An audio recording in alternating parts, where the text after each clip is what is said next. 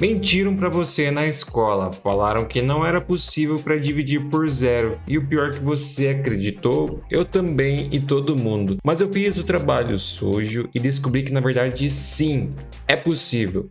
E durante esse vídeo você também vai entender como dividir por zero e qual o contexto por trás disso.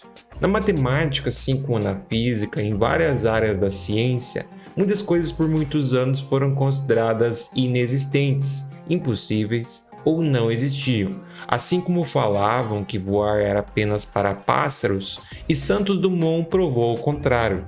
Na matemática falavam que não era possível tirar a raiz quadrada de um número negativo, ou pasme, falavam que era impossível representar números irracionais.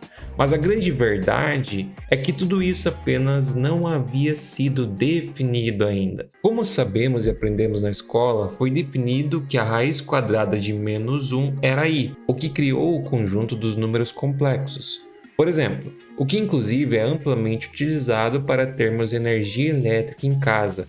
E também incluímos em nosso sistema numérico o conjunto dos números irracionais, que é o caso da raiz de 2, raiz de 3, Pi, Euler e tantos outros que não podem ser representados pela divisão de dois números inteiros, ou seja, os racionais. Só que para entender a divisão de um número por zero, precisamos entender por que isso é tão complicado. Para isso, existe um atalho, que é a aproximação. Ao invés de você dividir diretamente por zero, podemos dividir por valores próximos a ele, como 1 dividido por 0,5, que é 2, 1 dividido por 0,25, que é 4, 1 dividido por 0,1, que é 10. Ou até mesmo esse número dividido por esse número muito pequeno, que é 100.000. Daí vai vir você com o seu grande eu sei a resposta, mas calma lá. Você irá notar que quando faz essa divisão, o valor da resposta se tornará cada vez maior. Maior e maior, o que faz muito sentido, pequeno gafanhoto. Estamos dividindo algo por um número absurdamente pequeno. Então, com isso, você vai tirar a conclusão do vídeo. 1 dividido por 0 é igual ao infinito. Só que não é bem assim, nem tudo são flores e tem um pequeno problema nisso. Sim, um problema. Mas a gente vai entender. Você fez isso com valores positivos, certo? Beleza, até aí tudo bem. Mas e se, ao invés de você dividir por valores muito pequenos positivos, fosse por negativos? Com isso, você encontraria números absurdamente grandes, só que negativos, mais negativos e mais negativos, tendendo a infinito negativo. Então você pensa, já sei, temos duas respostas. Também não é possível, e para isso posso explicar para você usando conhecimentos de cálculo. Se você fez engenharia ou cálculo na faculdade, você deve saber do que eu estou falando. No estudo dos limites, quando calculamos o limite da função 1 dividido por x, vindo dos valores de 0 pela direita, ou seja, positivos, tendemos ao infinito positivos, valores positivos absurdamente grandes. Agora, se fizermos essa mesma conta vindo pela esquerda, ou seja, para valores negativos, temos um infinito negativo. Através do teorema de limites laterais, sabemos que quando os limites laterais em um mesmo ponto são diferentes, é porque aquele limite não existe no determinado ponto. Tá, cara, mas traduz isso pra gente. Resumidamente, como a resposta dos dois lados é diferente, não pode-se concluir qual é a resposta naquele ponto. Portanto, 1 dividido por 0 não existiria. Agora é a hora da música triste, então não existe resposta? Calma lá, para isso que são criadas outras ferramentas matemáticas para resolver os nossos problemas. Nós não vamos desistir, nós vamos persistir. Nesse tipo de situação, como é um problema absurdamente complexo, se faz necessário o uso de ferramentas mais robustas. Por isso, podemos mudar a nossa perspectiva. Talvez analisar com esse plano cartesianinho, simples, bidimensional, tradicional, não seja suficiente. Nesse caso, podemos usar o tchan, a projeção estereográfica. Oh my god, o que é isso? Resumidamente, essas definições podem ser adaptadas, mas eu levarei ao nosso problema. Esse é um sistema onde colocamos uma esfera no topo do nosso sistema de coordenadas bidimensional regular, com o eixo x e o eixo y. Nesse caso, a parte de baixo da esfera fica localizada na origem do nosso sistema cartesiano tradicional, e a partir disso, podemos mapear qualquer ponto no plano bidimensional do plano cartesiano em nossa esfera. Para isso, basta desenhar uma linha a partir do topo da esfera até o determinado ponto em questão. Sim, eu sei, você achou isso extremamente complexo. Fica tranquilo, porque eu também acho isso, estamos juntos. Mas vamos agora tratar do que interessa. Onde a divisão por zero acontece aí? Se nós dobrarmos o plano cartesiano bidimensional nessa esfera, isso resultará que todos os infinitos, sejam eles positivos ou negativos, vão se encontrar em um mesmo ponto no topo dessa esfera. Então, nesse caso, as duas extremidades estão sendo encostadas em um único lugar. Para você entender isso melhor, pensa no seguinte: você tem um fio ou uma corda. Esse fio representa o eixo vertical do plano cartesiano. Se você encostar as duas pontas, você vai ter um círculo. E é isso que acontece com o plano cartesiano e com o mais e o menos infinito. Eles se encostam e dessa maneira temos um grande tchan. Ao invés de pensarmos, então, em mais ou menos infinito, teremos apenas um único infinito, sem sinal de positivo ou negativo.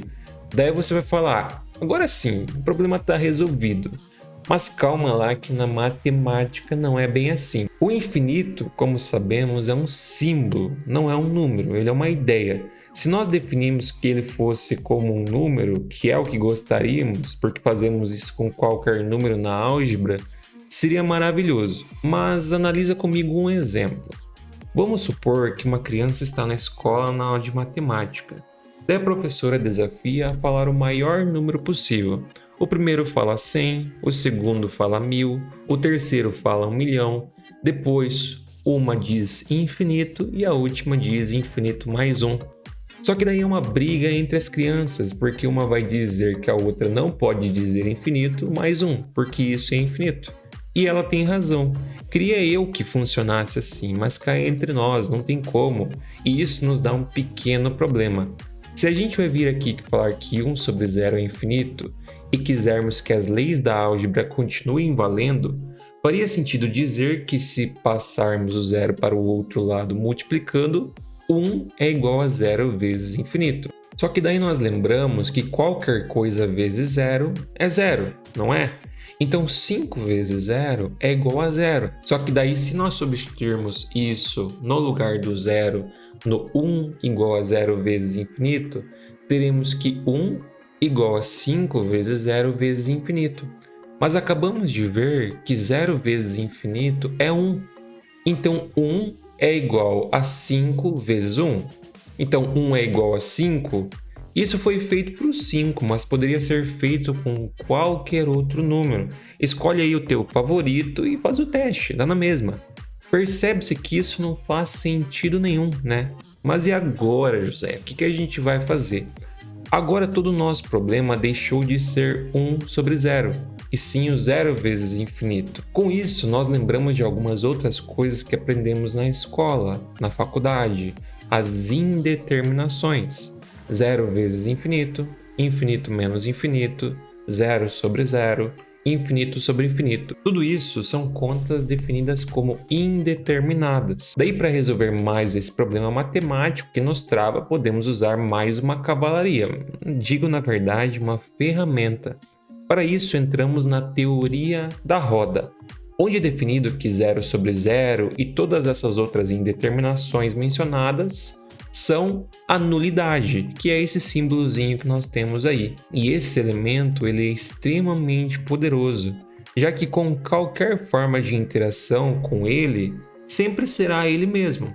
Se somar ele com um número qualquer, é igual a nulidade. Se multiplicar a nulidade com outro número qualquer, também será ele mesmo. E assim como qualquer outra operação envolvendo o próprio. Então tudo que envolve a nulidade é ela mesma. Queria eu que todos os meus problemas fossem resolvidos dessa maneira, não é mesmo? Então, resolvemos todos os nossos problemas matemáticos desse contexto com esse elemento? Meio que sim, mas perdemos algumas coisas ao fazer o uso do mesmo. Por exemplo, ao fazermos 0 vezes um número qualquer, sabemos que será igual a zero. Já 0 vezes a nulidade continuará sendo a nulidade, assim como qualquer número dividido por ele mesmo é 1. A nulidade dividida por ela mesma dá ela mesma, então perdemos isso também. E principalmente, um número menos ele mesmo sempre será zero. Já para nulidade, bem, você já deve imaginar o que vai acontecer. Isso, obviamente, não é algo conveniente para a maioria das pessoas. E ainda temos muitas outras nuances da álgebra abstrata para acompanhar a teoria da roda, que poderíamos ficar horas e horas estendendo sem fim. Mas para responder à pergunta, 1 dividido por zero é igual ao infinito sem sinal. E quando precisarmos, aplicamos a nulidade para casos envolvendo indeterminações. Então seria essa a nossa definição de 1 dividido por zero. Não esqueça de se inscrever para não perder próximas doses de conhecimento e assista esse vídeo que eu tenho certeza que você vai gostar muito.